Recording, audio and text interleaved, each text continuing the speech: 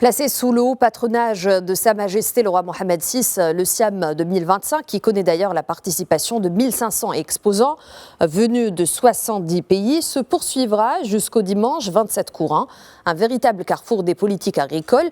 Ce salon constitue un temps fort pour promouvoir les échanges, consolider les partenariats internationaux et mettre en lumière les réponses concrètes aux défis auxquels le secteur agricole est confronté. L'Institut de recherche en énergie solaire et énergie nouvelle a présenté des projets innovants lors de cette édition du SIAM.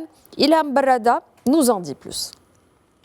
La 17e édition du Salon international d'agriculture se poursuit ici à Meknès et en cette 5e journée de ce grand salon qui réunit des professionnels de tout l'univers de l'agriculture. L'IRSEN a présenté aujourd'hui dans son atelier Green Agriculture 4 projets innovants dans le domaine de l'agriculture. Et pour nous en parler, j'ai le plaisir d'avoir à mes côtés Dr Samir Rachidi, directeur général de l'IRSEN. Docteur Samir Rachidi, merci beaucoup d'avoir accepté notre invitation.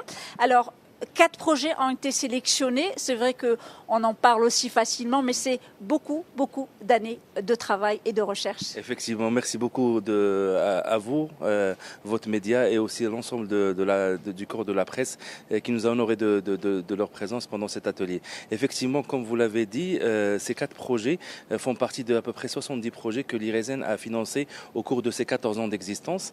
L'idée, bien entendu, c'est dans le cadre de notre mission, c'est de supporter et d'accompagner la transition énergétique de notre pays et aussi le développement durable sur tous les échelles et tous les secteurs. Donc l'énergie, comme vous le savez, c'est un facteur, c'est un enabler comme on dit en bon français, mais c'est un facteur qui est transverse. Donc notamment en marge de la 17e édition du SIAM cette année, nous avons vu juste de célébrer la réussite de ces 4 projets qui travaillent autour du nexus énergie, eau, agriculture, sur plusieurs niveaux. Donc on a des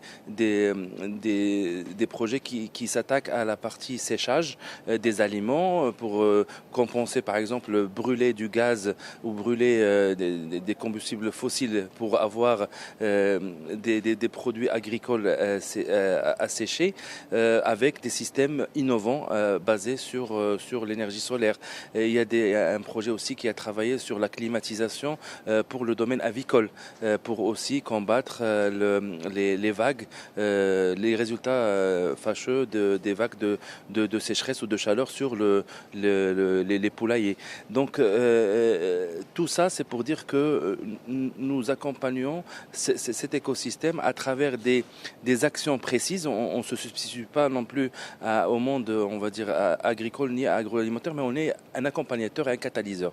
Je tiens aussi à saluer à travers cette réussite de ces 4 projets, l'implication d'universitaires, de professeurs éminents de nos universités publiques, j'insiste publiques et aussi privées, de jeunes chercheurs. On a, alhamdoulilah, vu que ces projets ont permis la soutenance de 6 thèses de doctorat et on a 3 en cours de soutenance, le dépôt de 3 brevets, ce qui est vraiment très important, et 2 en cours d'acceptation, et aussi surtout par rapport au rayonnement scientifique, l'acceptation d'une 60aine d'articles scientifiques qui permettent aussi de montrer ou de démontrer l'excellence de ces travaux.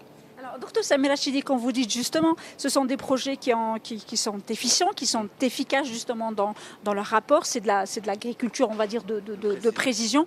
Vous, en tant qu'IRSEN, où est-ce qu'elle se situe, votre collaboration avec justement ces projets? En quoi vous les accompagnez? Est-ce que c'est du financement? Est-ce que c'est de la recherche? Est-ce que c'est de l'application sur le terrain? Comment justement est votre collaboration avec ces institutions? Sur l'ensemble de nos activités, on a plusieurs leviers d'action, mais en particulier sur ces 4 projets, on a joué le rôle d'un bailleur de fonds, mais d'un bailleur de fonds très impliqué.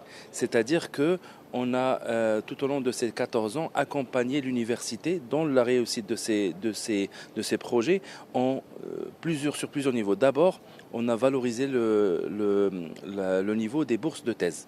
en 2011 à un certain niveau qui a permis aussi d'attirer des talents qui allaient plus vers l'industrie, etc. Et ces bourses permettaient aussi à des jeunes ingénieurs, des jeunes masters d'envisager une carrière dans la recherche. Ensuite, on a accompagné sur l'ensemble du volet administratif qui était très lourd, sur l'achat des équipements, sur la mise à disposition des équipements, sur les bourses de post-doctorants qui n'existaient même pas dans les rubriques comptables d'une université.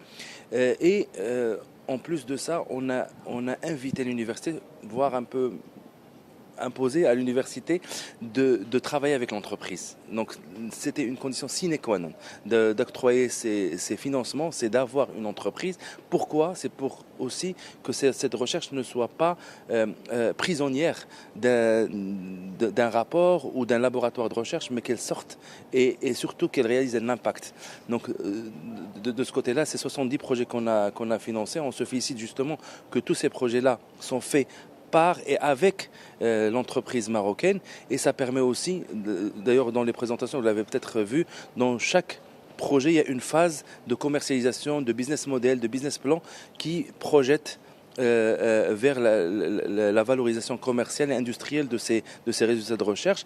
Le fait que nous soyons ici aujourd'hui au SIAM, c'est aussi un signal vers le monde socio-économique de dire venez voir l'université, venez voir ces projets de recherche qui peuvent être transférables, faire un transfert de technologie et aussi d'un impact socio-économique, commercial au niveau de notre pays. Alors, Dr Samir Rachidi, très brièvement, vous le disiez si bien, l'avenir de l'agriculture, il passe justement par ses développements, par de la recherche, mais incontestablement, en tous les cas, ce qu'on retient de ce que vous venez de dire, elle passe aussi par ce partenariat public-privé qui ne doit pas être dénigré. Effectivement. Moi, je crois absolument que le secret de tout ça, c'est l'humain. Et c'est la création et la construction de ponts.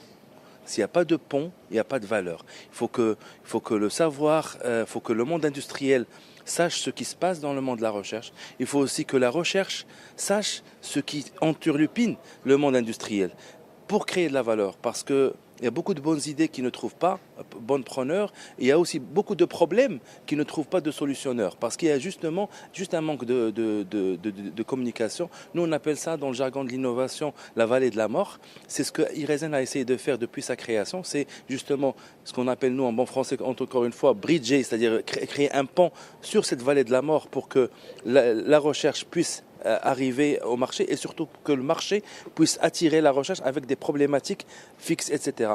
Et du coup, au lieu de uniquement importer, il y a vraiment beaucoup de solutions qu'on peut faire sur la partie agricole. Je n'ai pas le temps de le dire, mais il y a vraiment, s'il y a une communication, il y a vraiment beaucoup de choses qui pourra avoir de la marocanisation, de la localisation, de la technologie, de l'industrie, sans avoir à importer et créer aussi un effet d'air et une pression sur notre balance commerciale extérieure.